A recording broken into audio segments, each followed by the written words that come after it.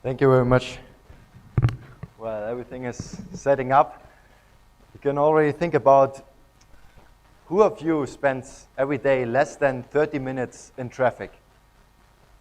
Almost no one. Who spends between 30 minutes and 1 hour in traffic? Who spends between 1 and 2 hours in traffic? Well, that's the most. And more than 2 hours? Oh, poor you. Wow. So last year I was hitchhiking around the world, over 30 different countries, thousands of cars, 10,000 kilometers, and all over the world I was frustrated with many traffic lights. For example, like here in Turkey, you can see empty intersection, many cars are waiting, just the wrong side has green. Who has ever seen intersections like that? Maybe in other cities it looks more like this, or in others maybe more like this. There was not Bangalore, no. But Bangalore is no exception. Bangalore was this year ranked the second world's most congested cities all over the planet. So that problem, you all know about it, is global. But even worse, researchers from Google found out that around intersections, the pollution is 29 times higher than in free-flow traffic because of the stop-and-go traffic, acceleration, breakdown. So we deal really with a huge problem with those traffic lights. How is it currently done? Currently, city planners, they spend hours in coming up with a good schedule for one intersection for the traffic lights. But traffic is so much more than one intersection. What happens 5 intersections down the road if we switch now to green? What happens in 30 minutes?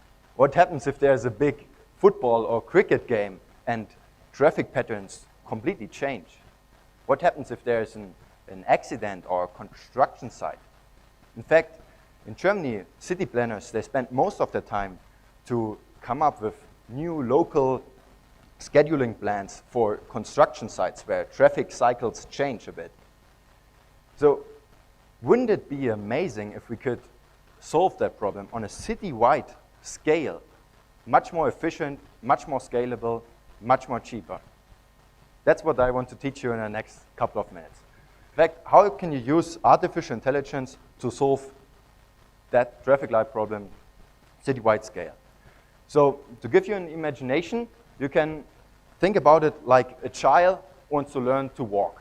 In the beginning, the child sees maybe its environment, gets some sensory feedback from its feet, and then does the first step, tries to do the first action. In the beginning, of course, it will directly fall down. But over time, over trial and error, it will do better and better actions, and eventually will start to walk. Similar, we can do it here. We would create a simulation of a city, traffic lights, cars, extract average speeds, put it into our model, our child brain. In the beginning, we get some action, and feed it back into our simulation. And run that. Now, of course, the question is, okay, how can we actually tell the model what is good and what is bad? So, like some children, maybe one child wants to learn to run the fastest. Another child wants to jump the farthest. And another child maybe wants to learn to dance the smoothest. So each child has a different kind of optimization function. And similar, we can do it here. One city maybe wants to reduce the waiting times. One city maybe wants to reduce the emissions or the stop counts, how often a car needs to stop on the daily commute. So we would calculate that reward function in our simulation, feed it back into the model to make better and better actions to minimize that optimization function. How can we now deploy such a model in practice? The big question here is, how do we get our state? How do we get our average speeds to feed them into our model?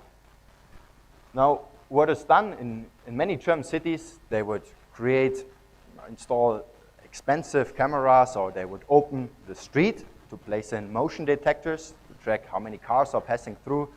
But this is just really expensive and not scalable to worldwide.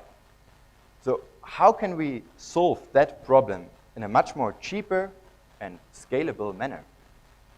Think about that for a couple of seconds. How can you just replace those sensors? Because some people maybe say, no sensor is the best sensor. They cost nothing, don't need to be maintained, and they cannot go wrong. So how can you do the data collection without those sensors? What, sorry?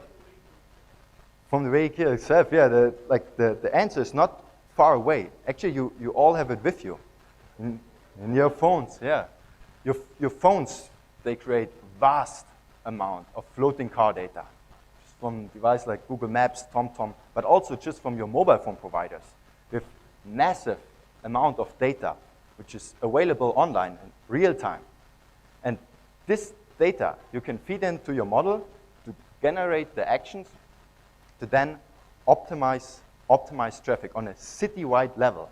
Because a city planner can always just look at one intersection.